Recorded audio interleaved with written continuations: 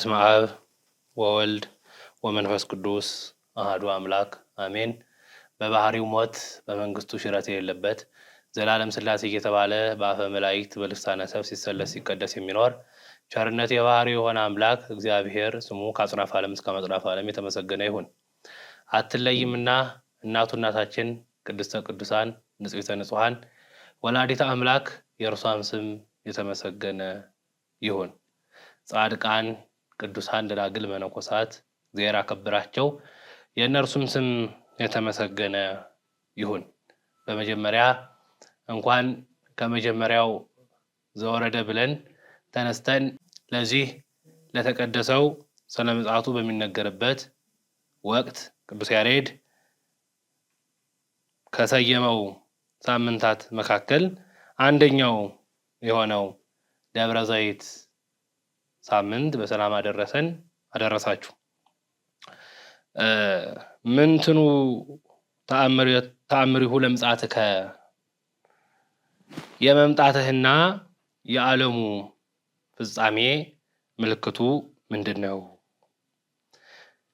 የማቴዎስ ወንጌል ምዕራፍ 24 ከቁጥር 3 ላይ ይህን እናገኘዋለን። ወይንዘ ይነብር እግዚእነ ውስተ ደብረ ዘይት ቀርቡ ሀቤሁ አርዳኢሁ። ወደ ደብረ ዘይት ወጥቶ ጌታችን በተቀመጠ ጊዜ ደቀ መዛሙርቱ ወደ እርሱ መጡ። ከዛ ቀርበውም እንዲህ አሉት፣ ንገረን፣ ይህ መቼ ይሆናል? የመምጣትህና የዓለሙ ፍጻሜስ ምልክቱ ምንድን ነው? ብለው ስለ ዓለሙ ስለ ፍጻሜው ጠየቁት። ጌታችን አምላካችን መድኃኒታችን ኢየሱስ ክርስቶስ ከዚህ አስቀድሞ ስለ ምጽአት ነገረ ምጽአትን አንስቶላቸው ነበርና ስለዚህ የምጽአቱን ነገር ምን እንደሆነ ይጠይቁት ዘንድ ወደዱ። ከሰሙ መጠየቅ ከተማሩ ማወቅ ግድ ነውና ያልገባቸውን ነገር የቀረቡ ይጠይቁት ነበረ። ወንዘ ይነብር እግዚእነ ውስተ ደብረ ዘይት ቀርቦ ሀቤሁ አርዳኢሁ።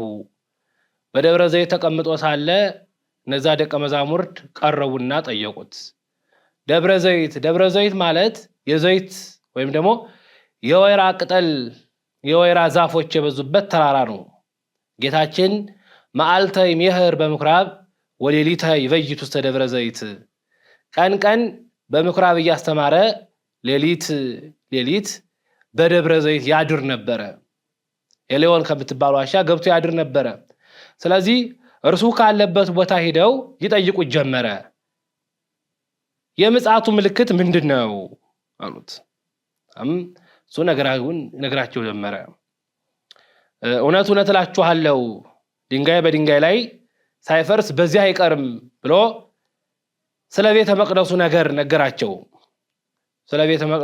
ነገራቸው። ይህ ለጊዜው የተነገረው ያ በምጽአቱ ጊዜ ሳይሆን አስቀድሞ በጥጦስ ወቅት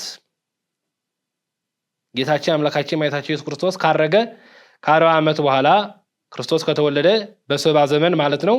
በጥጦስ ወቅት መጥተው ከቤተ መቅደሱ ከአንዱ ድንጋይ ስር ወርቅ ያገኙ ቤተ መቅደሱን ሁሉም ወርቅ እናገኝ መስሏቸው ፈንቅለው ንደውት ነበርና ይህ የተፈጸመ ትንቢት ነው እና የመምጣቱና የፍጻሜውን ምልክት ብዙ ነገራቸው። ስለ ምጽአት እኛ አልፈን ስለ ምጽአት እንግዲህ ጌታችን አምላካችን መድኃኒታችን ክርስቶስ ምጽአት የሚለውን ቃል መጀመሪያ እንየው። እንግዲህ ጌታችን 3 ምጽአቶች አሉት።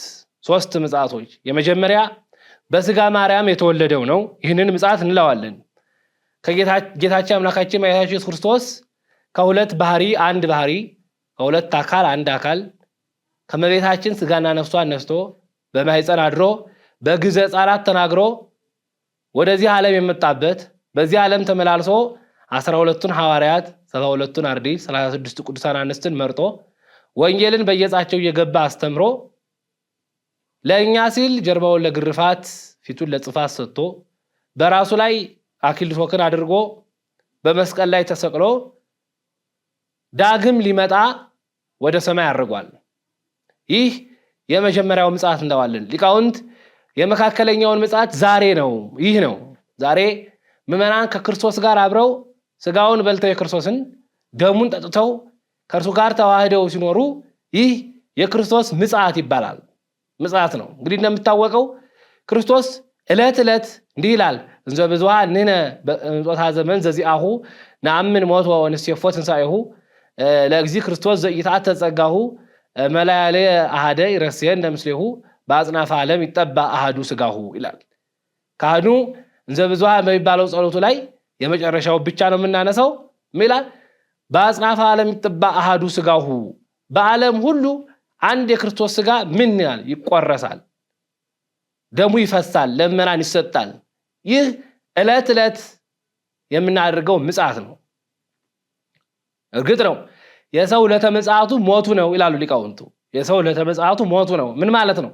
እንግዲህ በምጽአት የሚፈረደው ፍርድ አስቀድሞ የሰው ልጅ በሞቱ ያገኘዋል፣ ወደማያልፈው ማደሪያ ይሄድ ይሆናል እንጂ የሰው ልጅ በሲኦል የነበረው በገሃነም፣ በገነት የነበሩት በመንግስተ ሰማያት፣ በምድር ደግ ሲሰሩ የነበሩት ወደ መንግስተ ሰማያት ማለፋቸው አይቀርም።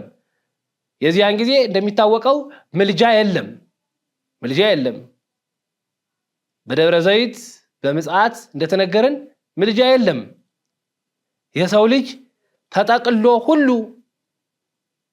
በምድር አዲስ ሥጋ ለብሶ ጻድቃን በቀኝ ኃጥአን በግራ ቆመው ፍርዳቸውን ተቀብለው እነዚያ ወደማያልቅ ደስታ፣ እነዚህ ደግሞ ሁል ጊዜ ሐዘን ተደርጎ የማይደረግ መከራ ይደረጋል ይላል። የማቴዎስ ወንጌል ምዕራፍ 24 ላይ እንደምናየው መከራ ይሆናል፣ መከራ ይሆናል። ታላቁ ሊቅ ቅዱስ ዮሐንስ ቅዱስ ያዕቆብ ዘስሩግም የዛን ጊዜ ለቅሶ ይሆናል፣ የማይጠቅም ለቅሶ ነው፣ የዛን ጊዜ ፍጅት ይሆናል፣ የማይጠቅም ፍጅት ነው ይላል። እንባ እንደ ክረምት ውሃ ይፈሳል፣ ነገር ግን ጥቅም የለውም። የሰው ልጅ ይህንን ማድረግ ካለበት ዛሬ ነው ማድረግ ያለበት፣ ዛሬ ነው። ለምጽአቱ መጠበቅ ካለበት፣ ስለ ምጽአት የሚያስብ ከሆነ፣ ከክርስቶስ ጋር አብሮ መኖር ከፈለገ፣ ሀበተ ርኅወ ገነት ወሀበተ ነጽፈ ዕረፍት ከምትባል ከመንግስተ ሰማያት መግባትን ከፈለገ የመንግስተ ሰማያትን ነገር እያሰበ የመንግስተ ሰማያት ነገር መጣፈጧን፣ የገሃነም መምረሯን፣ የጌታ ፍርዱን እያሰበ ዛሬ ደግ ደግ ነገር እየሰራ መኖር አለበት። ካልሆነ ግን በምጽአት ጊዜ ወደ እጅግ ከበዛ መከራ ይገባል ማለት ነው። ስለዚህ ሶስት ምጽአት። የመጨረሻው እንግዲህ ቅዱስ ዳዊት እንደተናገረው እግዚአብሔር ገሃደ ይመጽእ ወአምላክነሂ ኢያረም፣ እግዚአብሔር በግልጥ ይመጣል አምላካችንም ዝም አይልም ይላል። ምን ማለት ነው ዝም አይልም ማለት? ቀድሞ በነበረው ምጽአቱ በሥጋ አዳም በተገለጸ ጊዜ ፊቱን ሲጸፉት፣ ጀርባውን ሲገርፉት፣ ከራሱ ላይ እሾህ ጎንጉነው ሲደፉበት፣ በመስቀል ላይ ሰቅለው ሲዘባበቱበት ዝም ብሏል። በአሁኑ ምጽአቱ ግን እንዲህ አይደለም። በሥጋ አዳም በሥጋ ማርያም ነው የሚመጣው፣ ግን ዝም አይልም፣ ይፈርዳል። ኃጥአንን በግራ አቁሞ ይፈርድባቸዋል፣ ለኃጥአን ይፈርድላቸዋል። ወደማያልቅ ደስታ፣ እነዚያ ደግሞ አንደበት ሊናገረው የማይቻለውን ልብ አስቦ ሊደርስበት ከማይቻለው መከራ ይገባሉ። ስለዚህ የደብረ ዘይት ነገር ይህ ነው ማለት ነው። እንግዲህ በቀዳማዊ ምጽአቱ ጌታችን አምላካችን መድኃኒታችን ክርስቶስ ወደዚህ ዓለም የመጣበት የመጀመሪያ ምጽአቱ ምን ይባላል? ዓመተ ምሕረት፣ ዓመተ ድህነት ይባላል። ዓመተ ድህነት ይባላል። ዛሬም እንግዲህ ስንቆጥር ዓመተ ምሕረት እያለ ነው የምንቆጥረው። 5500 ዘመነ ፍዳ አልፎ 2017 ዓመተ ፍስሐ የምህረት ዓመትን ቆጥረናል። በሥጋ አዳም ለመጣበት የምህረት ዘመን ብለን ቆጥራለን። ጌታችን ግን በሚመጣበት ያ ዕለተ ፍዳ፣ ዕለተ ደይን፣ ዕለተ ምሪያ፣ ዕለተ ክብር ይባላል። ዕለተ ፍዳ ያሰኘው ቅሉ ጌታችን አምላካችን መድኃኒታችን ክርስቶስ በሚመጣበት ወቅት በምድር በኃጢአት ተጨማልቀው ለኖሩ፣ በላያላቸው ላይ ኃጢአት ለነገሰባቸው፣ ኃጢአት ቤቱን ለሰራባቸው፣ ጎጆውን ቀልሳ ኃጢአት ለኖረችበት ለነዚህ የፍዳ ቃልን ይሰማሉ። ዕለተ ምሪያ፣ ዕለተ ክብር ያሰኘው ጻድቃን ክብራቸውን ያገኛሉ። በገደል ወድቀው ክብር ሳይገባቸው ሌጦ ለብሰው ተንከራተው ጤዛ ልሰው ድንጋይ ተንተርሰው በገዳም ወድቀው ይህንን ዓለም ድል የነሱ ጻድቃን የዚህን ዕለት የክብር ያገኛሉ። የክብር ካባ ይደርባሉ። በዚህ ምክንያት ይህ ቀን ዕለተ ክብር እንለዋለን ማለት ነው። ታዲያ በምን መልኩ ይመጣል የሚለውን እንግዲህ ወንጌላዊ ጌታችን አምላካችን ክርስቶስ የተናገረውን ነገር ጽፎ እንዲህ ይላል። ጌታችን በሚመጣበት ወቅት እንዴት ያለ ነገር ምን እንደሚከናወን ሲናገር እንዲህ ይላል። ያን ጊዜም ዓለም ከተፈጠረ ጀምሮ እስከ ዛሬ ያልተደረገ ከእንግዲህም ወዲህ የማይደረግ ታላቅ መከራ ይደረጋል። ይህን ቅድም ያየነው ነው። እንግዲህ ታላቅ መከራ በዚህ ምድር ላይ ይሰለጥናል። በዚህ ምድር ላይ ይሰለጥናል። ሰዎች ሁሉ ያዝናሉ። ኃጢአተኞች ማለት ነው። ኃጢአተኞች ያዝናሉ። ጻድቃን ይደሰታሉ ስለ ፍርዳቸው። ስለዚህ የሚመጣበትን ቅድም እንዳልነው በስጋ ማርያም ይመጣል። ሁለተኛ በግርማ መለኮት ይመጣል። ቅዱስ ጳውሎስ ለተሰሎንቄ ሰዎች በምዕራፍ 1 ከቁጥር 6 ላይ እንደተናገረው በግርማ መለኮት እንደሚመጣ፣ ቅዱስ ያሬድም አመ ይመጽእ ወልድ በንጥረ መባረቅት፣ ጌታችን አምላካችን መድኃኒታችን ኢየሱስ ክርስቶስ ወደዚህ ምድር ሲመጣ ያለውን ነገር ሲናገር እንዲህ ይላል። አመ ይመጽእ ንጉሥ በንጥረ መባረቅት በዚአሁ ስብሐት ይረፍቁ ምስሌሁ ሕሩያኒሁ በዳግም ምጽአቱ ይትፌስሑ በመንግስቱ እለ አምኑ ቦቱ። በእሱ ያመኑበት ሰዎች እንዴት ይኖራሉ? ይትፌስሑ በመንግስቱ፣ ክርስቶስ በመምጣቱ ደስ ይላቸዋል፣ ሐሴትን ያደርጋሉ። ነገር ግን ደግሞ የዚህ ተቃራኒዎቹ ኃጢአት ደግሞ እንዴት ይሆናሉ ካለ ይላል ቅዱስ ያሬድ አመ ይመጽእ ንጉሥ በግርማ መንግስት ኩነኔ ድልው ቅድሜሁ። በግርማ መንግስት በግርማ መለኮት በሚመጣበት ጊዜ ፍርድ በፊቱ የተዘጋጀ ነው። ኃጥአን ይፈረድባቸዋል፣ ለጻድቃን ይፈረድላቸዋል። ሶስተኛና የመጨረሻ ቁጣና በቀልን ተመልቶ ይመጣል።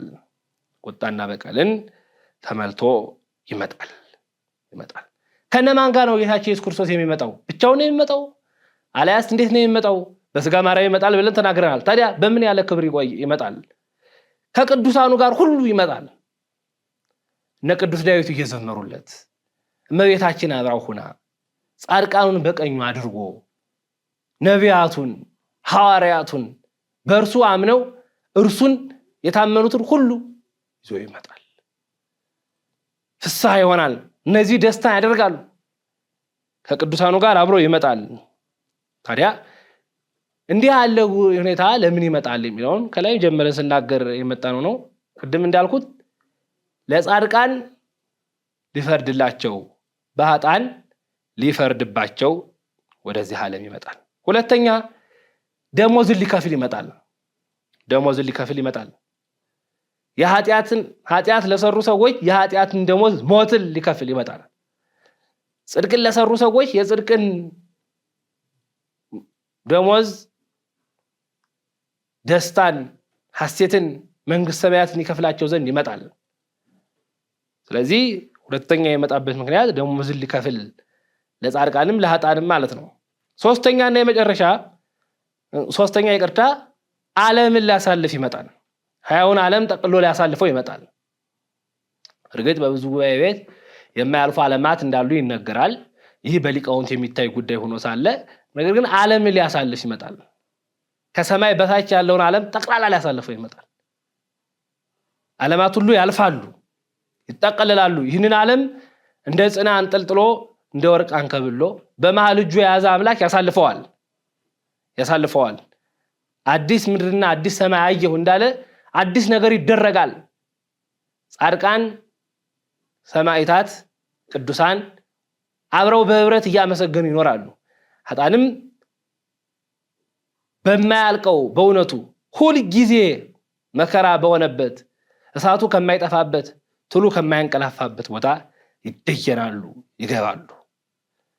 አራተኛ ሞትን ሊሽር ይመጣል። ዛሬ የሥጋ ሞትን የምንሞት ነን። እርግጥ በብሉይ ኪዳን ያለውን ሞት በቀዳማዊ ምጽአቱ ጊዜ ሽሮታል። እንግዲህ በርደተ መቃብር ርደተ ሲኦል ይፈረድብን የነበረውን ያንን አስወግዶልናል። የሞትን አስፈሪነቱን አስወግዷል። እንደሚታወቀው ጌታችን አምላካችን መድኃኒታችን ኢየሱስ ክርስቶስ በመስቀል ላይ ወጥቶ ተፈጸመ ባለ ጊዜ ከዚያ በኋላ የጻድቃን ነፍስ በይባቤ መላእክት የሚለይ ሆኗል። ስለዚህ ያ ሞት እዛ ጋር ተጠናቋል። ሁለተኛው ዛሬ በስጋችን የምንቀምሰው ሞትም ለዘላለሙ ይሻር ዘንድ ወደዚህ ዓለም ጌታችን ይመጣል። አምስተኛ የምድርን ስርዓት ያስወግድ ዘንድ ወደዚህ ምድር ይመጣል። ማዘንና መደሰት፣ ማጣትና ማግኘት፣ መግዛት እና መገዛት፣ ጌትነትና ባርነት ይሄ ሁሉ ያልፋል። ኃያል ነን ያሉ ሰዎች ደካማ ይሆናሉ።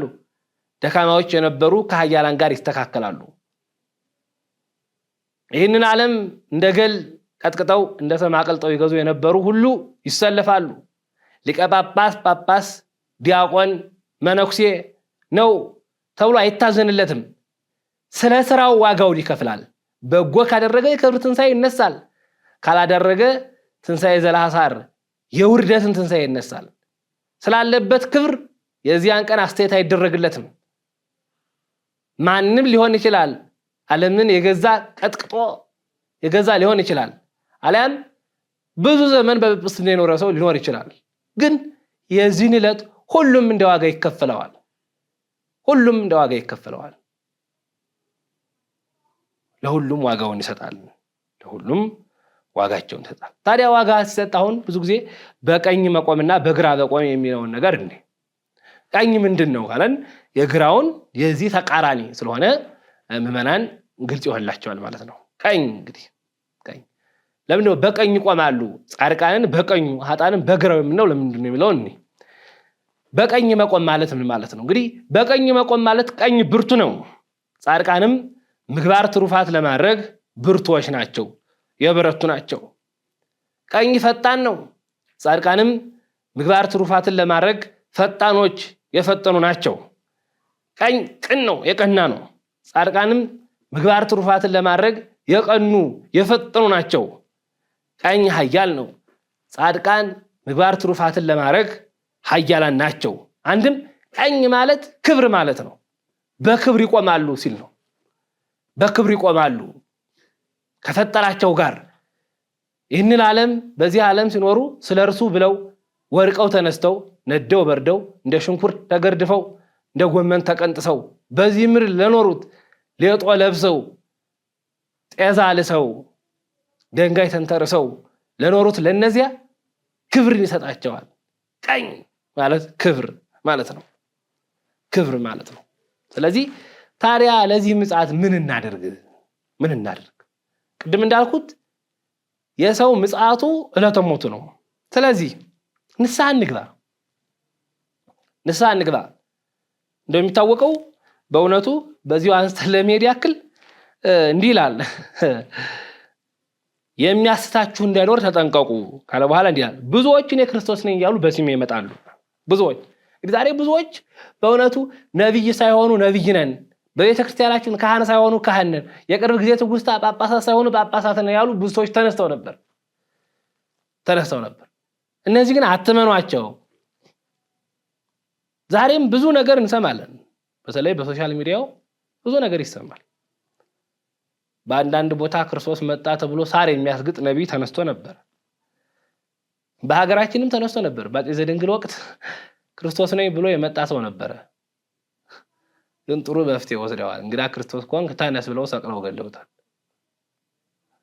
ዛሬም አሉ የቤተ ክርስቲያን መምህራን ሳይኖሩ አትሮን ሳይገጫቸው የቤተ ክርስቲያን ትምህርት ሳይማሩ የሚያስተምሩ እነዚህ ናቸው። እንግዲህ እና ማንም እንዳያስታችሁ ተጠንቀቁ። ባለው ቃል ይዘን ርቱዓን ከሆኑ ካህናት ቀርበን የክርስቶስን ስጋው መብላት ደሙን መጠጣት። ለምን? የክብር ትንሣኤ መነሳት ነው። ምግባር ትሩፋትን መስራት በቀኝ የሚያቆም ይሄ ነው። ጥያቄው ይሄ ነው። ብራብ አብልተኸኛል፣ ብጠማ አጠጥተኸኛል፣ ብታረዝ አልብሰኸኛል፣ ብታሰር ጎብኝተኸኛል፣ ብታመም ጠይቀኸኛል ነው ጌታ የሚለው። ብራቆት አልብሰኸኛል። ስለዚህ እነዚህን ጥያቄዎች የሚመልሱ ሰዎች በቀኝ ቆማሉ፣ የክብር ትንሣኤን ያገኛሉ። ምግባር የሰሩ ማለት ነው ወዳጄ። ምግባርን የሰሩ ምግባር ከሃይማኖት ጋር አዋህደው ያዙ ማለት ነው። እንዲያው ዝም ብሎ በክርስቶስ አምኜ እድናለሁ ነውር በፍጹም ለምን አይልማ። በስሜ ካመናችሁ በቀኝ ቁሙ አይልም። ስራቸው ነው የሚዘረዝረው፣ ስራቸው ነው የሚናገረው። ስለዚህ ምግባርን እንሰራ ዘንድ ሁላችንም እንትጋ። እንዲያ ከሆነ የክብር ትንሣኤ እንነሳለን። የሚያደላ አምላክ የለንም። ስለ ጽድቃችን የጽድቃችን ዋጋ፣ ስለ ኃጢአታችን የኃጢአታችንን ዋጋ ይከፍላል። ለምን? የሚመጣው አንደኛው ደሞዝን ለመክፈል ነው ብለን የለ ዮሐንስ ተናግሯል አይደል? ዮሐንስ መልእክቱ ላይ የኃጢአት ደሞዟ ምንድን ነው? ሞት ነው። ስለዚህ ኃጢአትን የምንሰራ ሰዎች ደሞዛችን ሞት እንደሆነ አውቀን ከዚያ ሞት እንረቅ ዘንድ ምን ሕይወት የሆነውን ወንጌል እየሰማን በሕይወት ወንጌል ተመላልሰን የክርስቶስን ሥጋ በልተን ለዘላለም እንኖር ዘንድ እርሱን ተዋህደን እንኖር ዘንድ ይህንን እናድርግ። መች ሞት እንደሚመጣ አይታወቅም። እስከ ሞታችን ባለው ሕይወት ነው የሚፈረደው። በዚህ ምድር ተመላልሰን በሰራነው ሕይወት ነው የሚፈረደው። አዎ በዚህ ምድር ተመላልሰን ወጥተን ወርደን ባገኘነው ነው የሚፈረደው። ቤተሰቦቻችን ካህናት ሊሆኑ ይችላሉ፣ መነኮሳት ሊሆኑ ይችላሉ፣ ሊዘክሩ ይችላሉ። የእነዚህ ዝክር እኛን መዘከር እንድንችል ሊያተጋን ይችላል እንጂ የእነሱ ዝክር ከኛ ከኃጢአት ስለወደቅን ከወረንበት አረንቋና ከወረንበት እታች በእውነት ገሃነም መዞ ሊያወጣን አይችልም። አዎ ምን ማለት ነው? ይህ ማለት እኛም መስራት አለብን፣ መትጋት አለብን፣ ሃይማኖትና ምግባርን አዋህደን መያዝ አለብን። ካልሆነ ካልሰራን ሞት ነጥቆ ይወስደናል። ቅዱስ ያዕቆብ እንዲህ ይላል፣ ሃይማኖት እንታልባቲ ምግባር ምውትቲ፣ ሃይማኖት ያለ ምግባር ምን የሞተች ነች። ስለዚህ ሕያው ሆነን እንኖር ዘንድ የሕያው ወንጌሉን ቃል ሕይወት የሆነ ወንጌሉን ቃል እየሰማን ሕይወት የሆነውን የክርስቶስን ሥጋ በልተን የክርስቶስን ደም ጠጥተን ከእርሱ ጋር በክብር ለመኖር ያብቃን። ወስብሐት ለእግዚአብሔር።